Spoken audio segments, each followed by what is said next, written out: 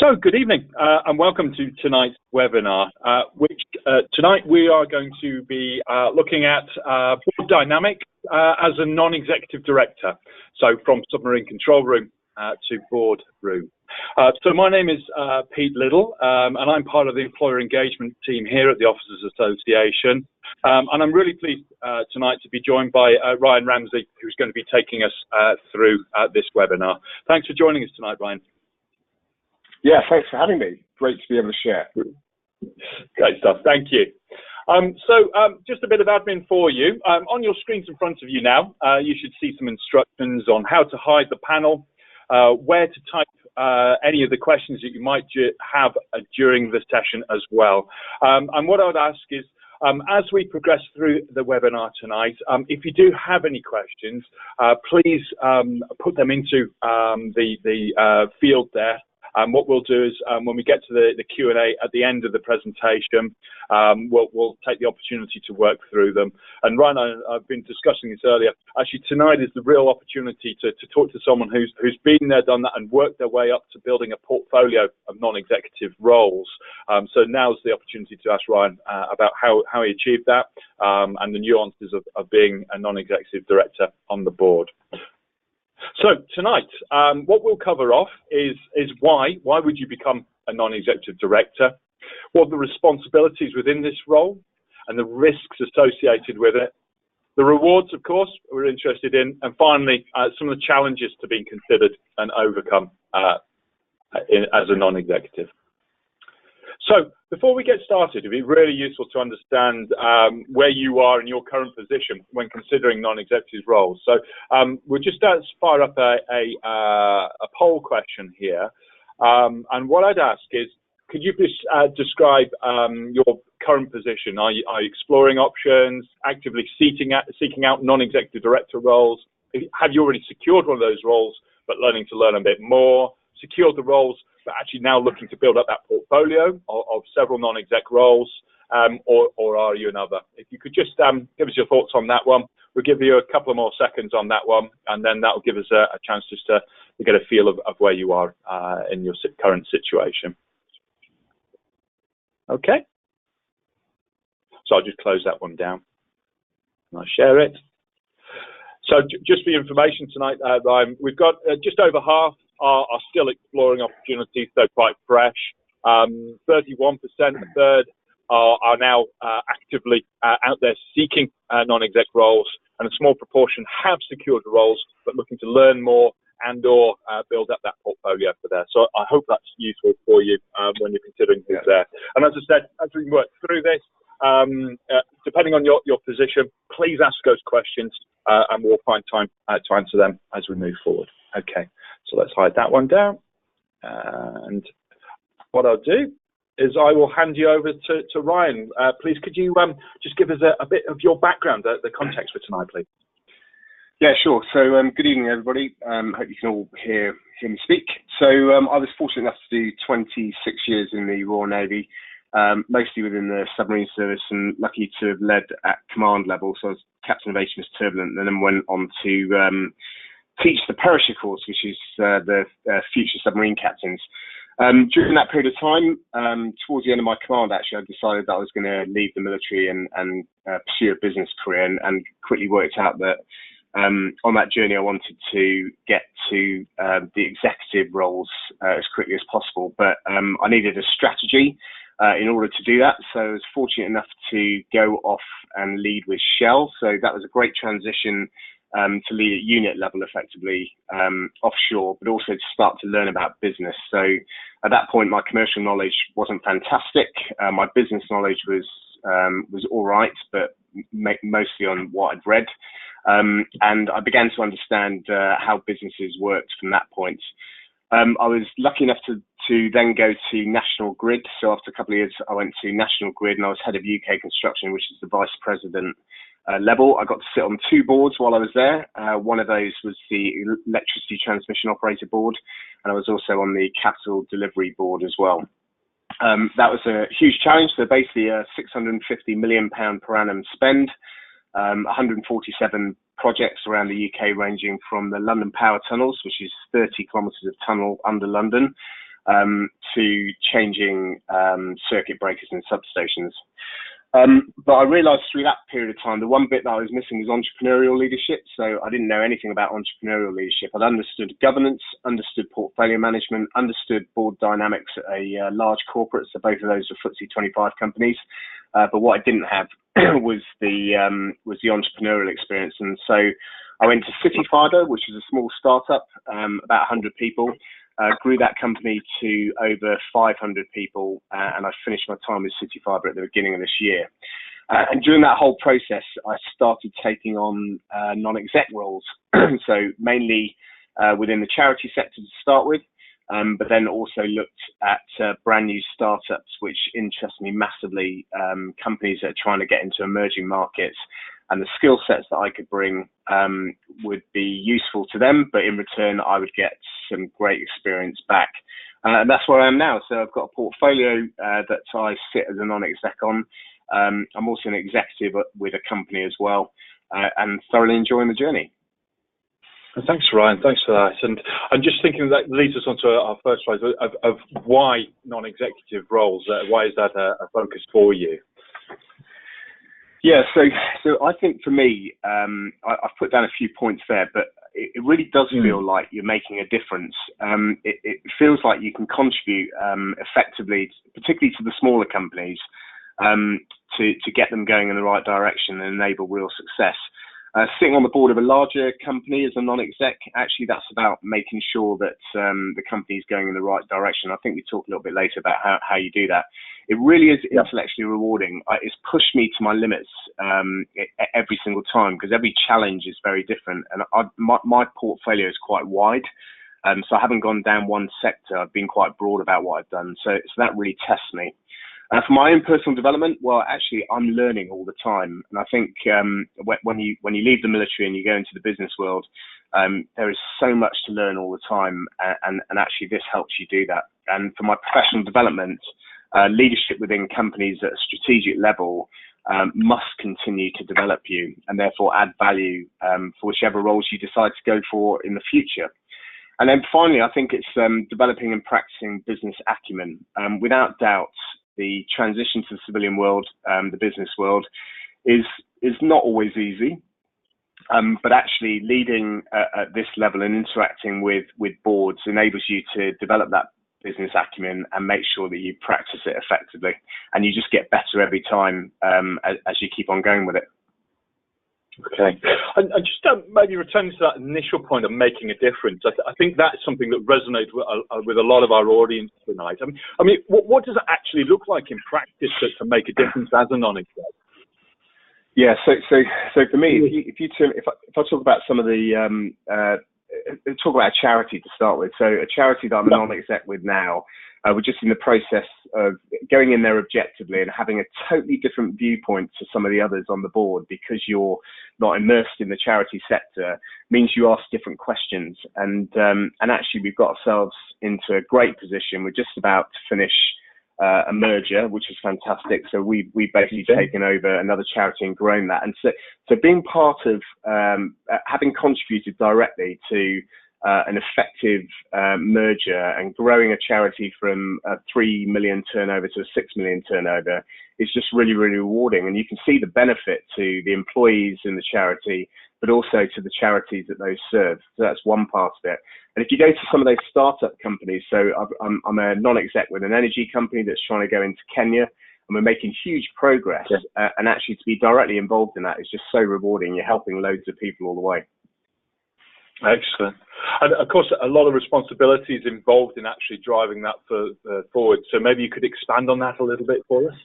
Yeah, sure. So there are responsibilities. I think people can sometimes look at executive and non-executive roles and just think it's translation of military leadership into the civilian world. And whilst that's true on one part, particularly for leading people, it's not quite the same. And the reason I say that is because corporate governance is a huge area that you need to get your head around. Charity governance, equally, you need to understand what you're dealing with there, and that's a big responsibility and quite a serious one too. you're constructive and you're challenged. You're a critical friend to the CEO, effectively, and that can be that's a real dynamic to manage that. Now, most of us as leaders in the military are very good at challenging and very good at challenging effectively. So you'll be able to ask the right questions in the knowledge that you're helping them.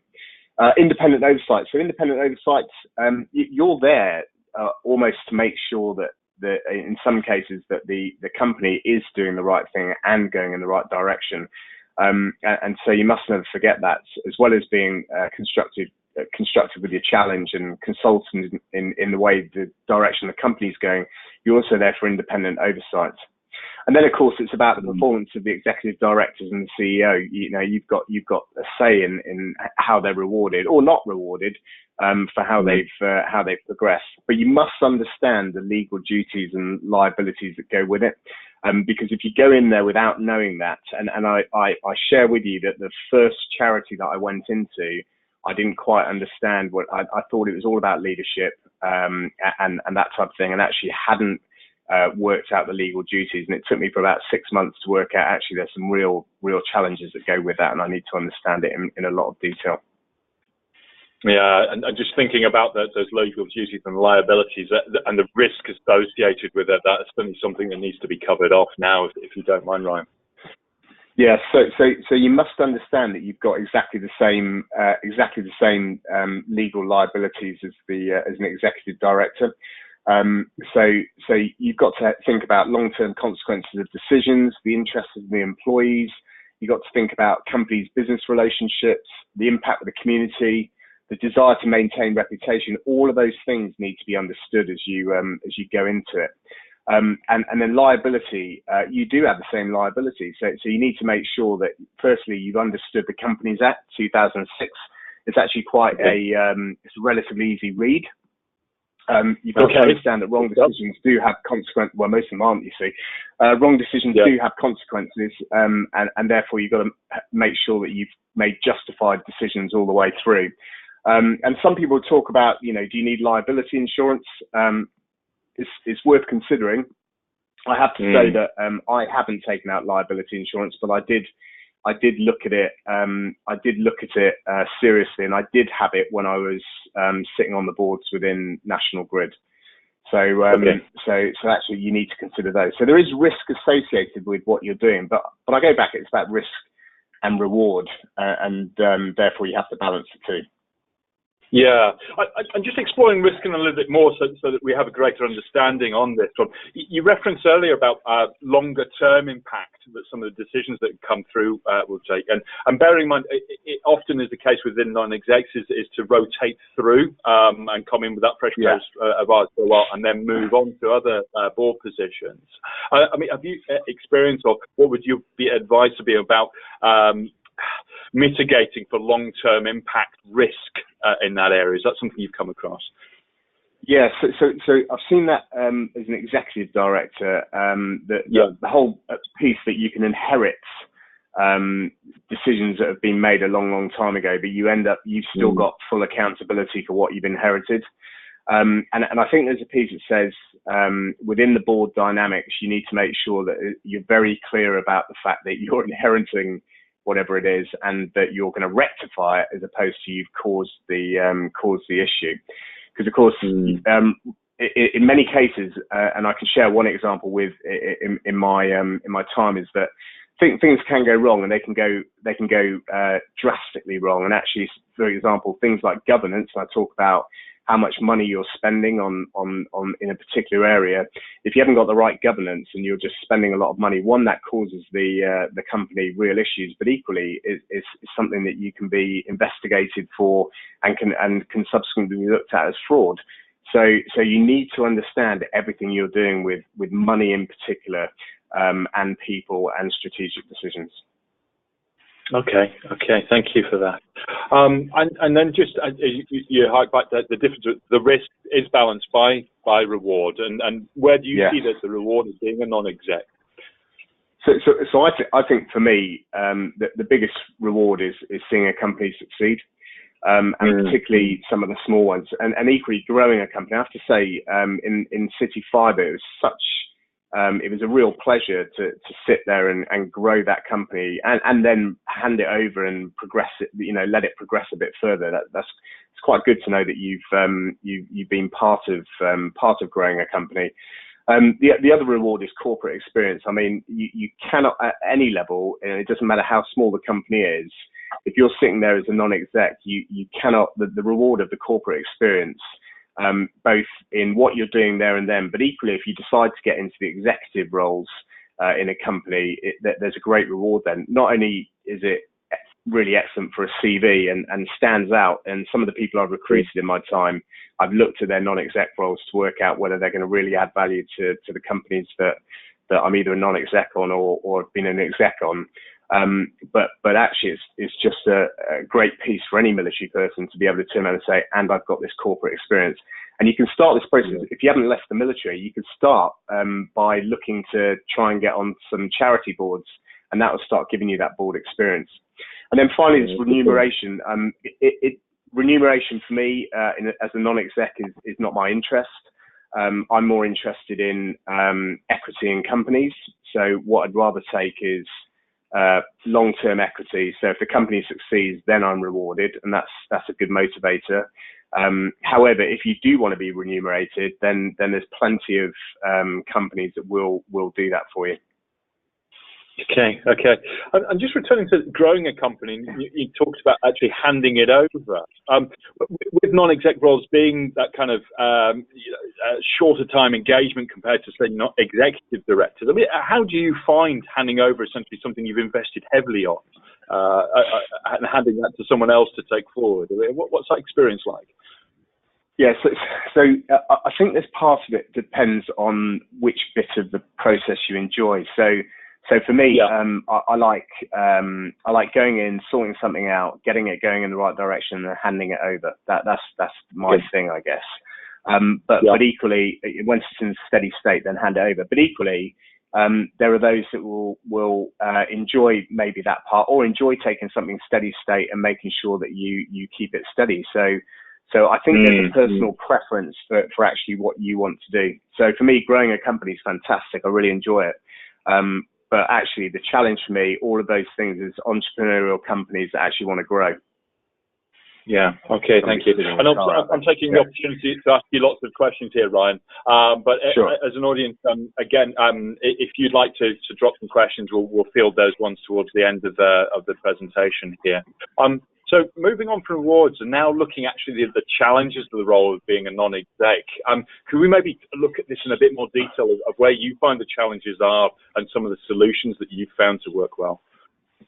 Yeah, so I think I shared at the beginning about what's got you here might not get you there with regards to where you've got to in the military to where you're going to get to in the civilian world. And leadership, whilst it's the leadership that the military provides you, the leadership training, the leadership opportunities outweighs anything I've seen in the business world. It's not just leadership. Actually, wherever you can get commercial skills, understanding business development, routes to market, budget management, civilian HR, how that works, or people as it's starting to be called now, governance, those are huge areas that if you can get any exposure to before you go, you should do that. And equally, if you can't get exposure, mini MBAs, there's plenty of courses that are free online, actually. EDX, I think, is one of them. You can go after all of those just to build your understanding of it. Because actually, when you get to the interview stage for a non-exec, these will be some of the questions you'll be asked, and you need to understand at least the process. And if you can back it up with experience, that's fantastic. The second one is about perception, so how you're perceived by the board. So don't underestimate that some boards will see you as a complete asset, and every individual on the board will see you as that. But equally, in some other boards, you might be seen as a threat. Why? Because most of us have a very, very interesting career, is perceived as interesting by civilians, and rightly so. And actually, we all have humility, and we should use that when we go into those situations, and then establish and show what we can do. So you just need to be aware of the board members around you, and make sure you fit in with what they're doing until until you need to make change or do otherwise. And then your intent, I mean, you need to work out how you're adding value. Challenge is great as being a critical friend, but actually you also need to be able to offer solutions as well. And where you've got it, you've got to be able to demonstrate you're adding value. Any board that has you on, and particularly if you are remunerated or you're going to get equity, they want to know actually that you're contributing and making a real difference. So it's not a case of you just sit on the board. You need to make sure you're doing stuff. And then the final one's kind of subtle, and it's more for big corporates, is individual agenda. So on a board, you need to understand everybody's agenda within that. Some will have no agenda, but my perception so far, since I've left the military, is in many cases they do. So you need to navigate carefully around that agenda just to make sure you don't get caught out. Okay, very good. And just to stop your chance to run, just to summarise that, and then we'll explore some of the questions from the audience tonight. What are your conclusions having worked in this area and built up a portfolio? Yes. So I find it exceptionally rewarding, making a difference for a variety of companies. And like you say, I like jumping into somewhere, helping them out, putting them in the right direction, and then going off and finding a new challenge, or staying with that company and continuing to build up. The variety is great. So I haven't stayed in one sector. I've balanced it across a variety of sectors, and I picked the more you do of it, the more you'll get asked. I picked the most interesting ones and ones that I think are going to make a difference for society. And that feels really, really, really rewarding. I underestimated although I've done lots of training, I'm sure that I underestimated the challenge of it all to begin with. But the more experience I've got, and the more skills, and the more I've learned, because we all learn very, very quickly, the more capable I felt stepping into each of the subsequent roles within my portfolio. And I'd recommend it to anybody. It's fantastic. You don't have to wait until you've left the military. Start while you're in the military. Start with something small, and then move on from there. Absolutely. And I like your point that the more you do it, the more you're asked to do it, which is an interesting point to see how do you build up that portfolio by doing it in the first place. So thank you very much for that, Ryan. I'm just wondering, we've got our questions now, so if I can maybe just start working through those, and then as you're listening, if there are any other questions that you would like to throw in there, we'll try and give ourselves enough time to work through that, if that's okay, Ryan. Okay, sure. Yeah. Okay. So the first question I've got is actually it's a very good question, which is a little bit of exactly what is a non-executive. Could you maybe define what a non-exec does or is? Yeah. So so you've got directors of companies, and they're executive directors, and basically they're in a position where they're to provide, when you look at their duties, they've got to act within their powers, abide by the company's memorandum, and make decisions about how they benefit the shareholders of a company, and how they make long-term consequences to progress a company. The non-exec is, as I said before, the critical friend. So almost sits outside of the company, so doesn't get too involved in the day-to-day running of the company, but on a regular basis is sat on the board in order to, and you get all the you'll get all the paperwork before you arrive there, but actually to challenge what's being said by the CEO, and to test and check that you're happy with how the company's maintaining its day-to-day and month-to-month progress, but actually how it's progressing its strategy. And then that in turn gives confidence to shareholders that actually the money that they're investing in that company is being spent properly and being looked after. So it's about companies' business relationships, it's about the company's business itself, and making sure that it's actually being carried out correctly. And just thinking about the time commitments there, what's your experience of how much time needs to be committed to run a non-exec role properly? So that's a good point. So you might have a day job as well. I find, and if you have got that, you do need to work out whether you can and cannot do this. And the reason I say that is because when I was doing my first non-exec role on a charity in the southwest, it was fine when I was working with Shell, but when I went to National Grid, my portfolio was so big that I realised I couldn't carry out the duties they were asking. So in effect, they were asking for 2 days a month, plus all the reading and everything else that went with it, which I worked out to be about 3 or 4 days a month.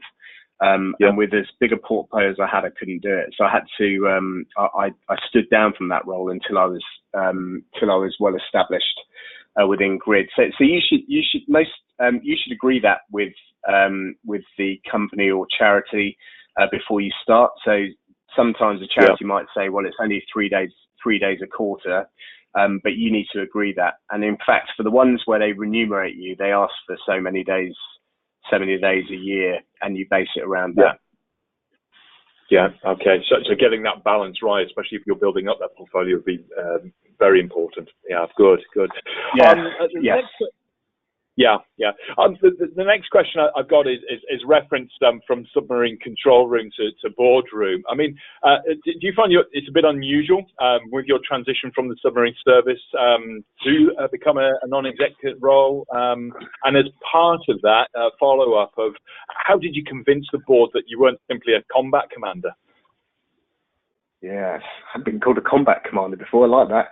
So yeah, you're absolutely right. So it's really interesting. In my even now in my CV, when they get my CV, the first thing they go back to is, "Oh, you're a submarine captain," and I go, "But that's totally irrelevant for the business world. What you should be looking at, please, is the fact that I've been a vice president of a FTSE 25 company, a director with a telco company.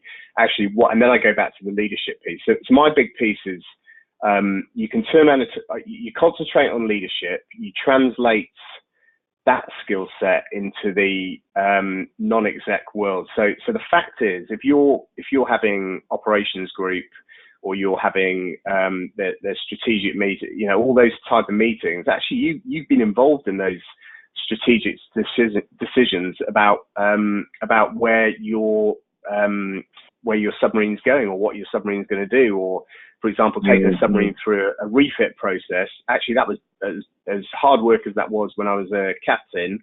Actually, the reality was that was some of the best skill sets that helped me demonstrate my capabilities as a non-exec. That actually I've liaised with a variety of businesses, Babcock, I've liaised with regulatory authorities. So the translation of what you did into business terms is key to making your point as to why it should be you. Brilliant. No, thank you, Ryan. The next question, I think it resonates with a lot of people around. Not everyone's a natural networker, especially as you mentioned earlier that the more you do it, the more you're asked, which kind of suggests that there's a network there that is doing the asking. Do you find for your first NED role, was that secured through networking, or was it a cold job application? So I tried cold job applications, and I have to say I found that really quite difficult. I applied for a whole load of them actually. I ended up going to some that firstly when I got down there I went, actually I don't want to do this. It's not what I wanted to do. So actually I found the networking piece far better.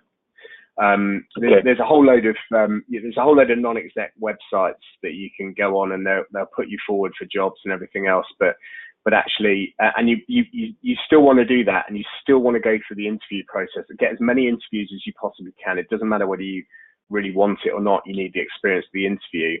And if you find one you want, that's fantastic. But actually, for me, the broader your network, the more opportunities there are going forward. Okay. And that's difficult when, sorry, and if I can just add to that, you might think it's difficult, but my personal preference is not to go out to networking events and do whatever else. I try to avoid that now.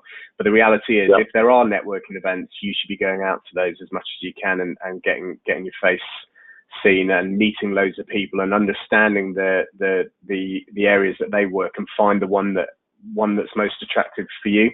And then engage with them.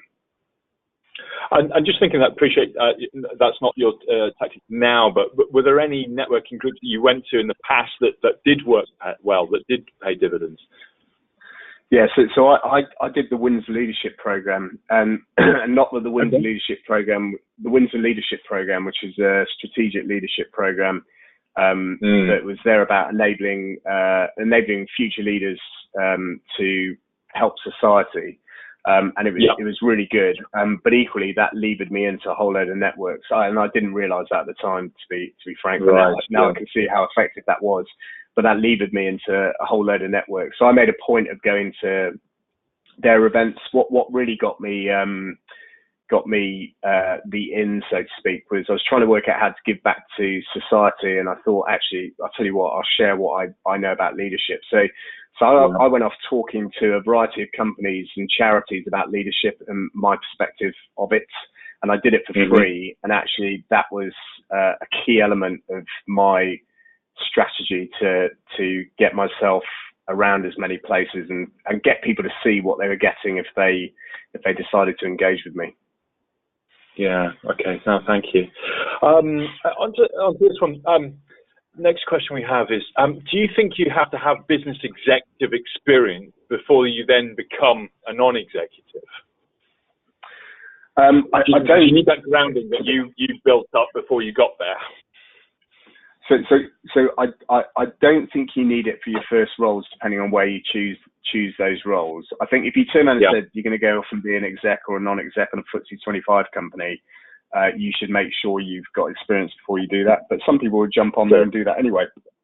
The reality is, I think you should work out how you sell what you've done based around four things, and that's strategy, performance, risk, and people. So as long as you can turn around and translate what you've done as a leader in the military world around those four things, and you're talking about how you have for example, factors affecting a company, the business environment that that company operates, and when you're talking about performance, scrutinizing performance management, when you're talking about risk, well, we all know about risk, but actually how do you manage that, and particularly financial risk.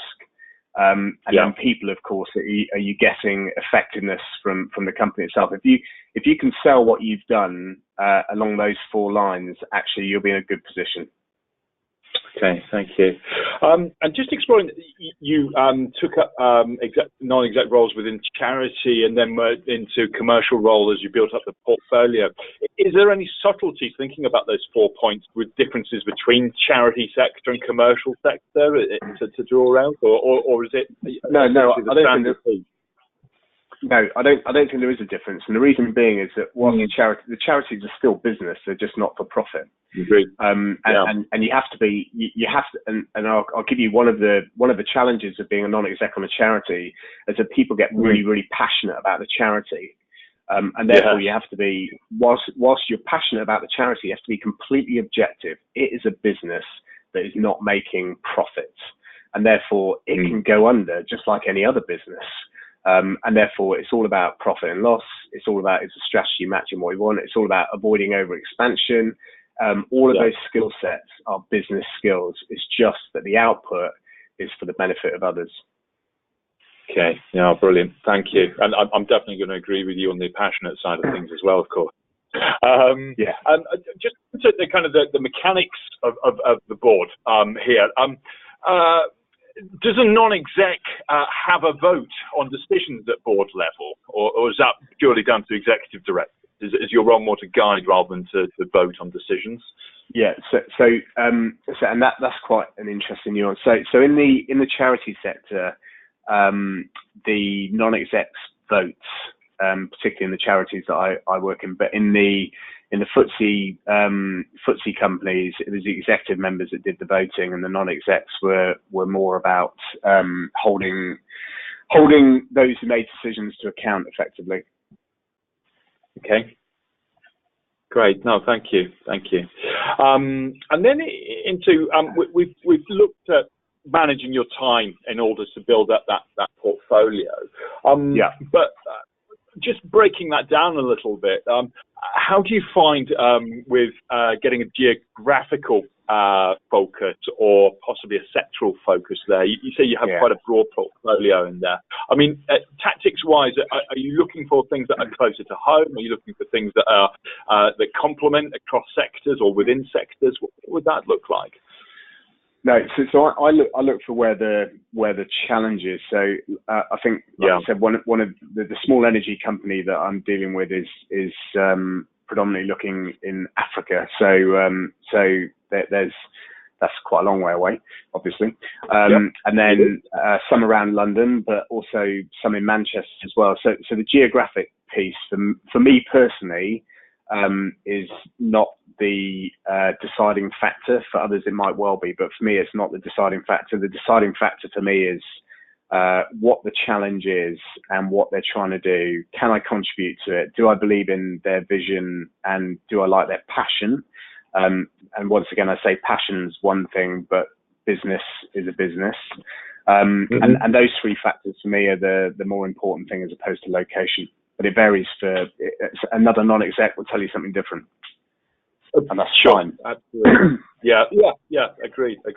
I'm just thinking about that. How do you find these opportunities? How do you scan the market for them? You know what you're looking for. Is it a case of reading the business papers on the weekend? Or how are you finding them? Yeah. So I do quite a bit of research on the net. So I'll decide a particular area that interests me. Then I'll go and look at try and research to find out who's operating in that area, and then reach out to them. So I've used LinkedIn quite a lot. So if I've got people in my network that are on work for a particular company, then actually I'll reach out to them and ask whether they can put me in touch, and then work on from there. The reality is that that's not always a guaranteed way of achieving it, but equally, if you're that interested in it, you'll pursue it accordingly. Yeah, absolutely. Is it okay for a couple more questions and then we'll close this down? Sure. Okay? Yeah. So the first one is again into tactics of finding these. Is there any recommended websites or any websites you would recommend, I should say, for available non-exec roles? Anything that stand out for you? Yeah. So there's nonexec.com is pretty good. Yeah. I'm just trying. There's one other. I'm just trying to find that for you now. The nonexec.com is pretty good. They've sent quite a few, and some I look at them and go, okay, I'm interested in that, and others I go, okay, I'm not. But at least it's giving you some opportunities to do it. You can also you'll see some come up on LinkedIn actually. The thing is, you got to work. Some of these you got to work and think whether they've gone or not before you go there. But you can reach out to most of the websites and see what they've got. Yeah. Okay. And almost at that research level of just seeing what's out there first is a very useful activity. Yeah. Yeah. Exactly that. So, final question, and I do like this one, I have to say. I'm doing a study into corporate governance at the moment. Can you tell me how you know that? Can you tell me how you know that you've made a good decision in the boardroom? What does that mean? Really good question. So you might not see that good decision for 3 to 6 months on. So for me, and that's part of when we do make a decision, I'm all about making sure that we revisit that work out what the time lag is to see a result, and then determine whether it's been a good decision or a bad decision. And equally, I'm very careful to make sure that whatever decision we make, we've got contingency set up to, if it goes wrong, we know how we're going to recover from it. And that's quite interesting because most military people always deal in contingency, whereas not all business people do. So that's one small way of adding value as to the board itself. So it depends what the decision is, but generally 3 to 6 months you'll see the result or not. And there's been knocks as well as good. Yeah. Brilliant. No, thank you very much, Ryan. So, in which case, it just leads me to say, no, thank you very much for tonight for sharing all your insights on how you've actually gone through to build up that portfolio. It's been really useful for me and from the audience tonight. So thank you for your time today. Thank you. And what I'll do in the background, if you don't mind, I'll just get the feelings from those listening of has tonight's webinar improved your knowledge about board dynamics and the role of the non-executives on there. If you could give us a feedback from that, that'll be useful for our QA. So I'll just wait a couple more seconds on there. Okay. So thank you very much on that one. And then I've got one final question. It's all about questions at the end here, isn't it, of course? And how likely would you recommend this OA webinar to a colleague or a friend? If you could give us some thoughts on that one, I'd be much appreciative. With that, I would like to, again, say thank you very much, Ryan. Really appreciate your time. And I'll just close down that final poll with our question, and I will bid you all a good evening. Thank you very much for your time, and we'll talk to you soon. Cheers. Bye. Cheers. Bye. Cheers, Ryan. Cheers. Thanks very much.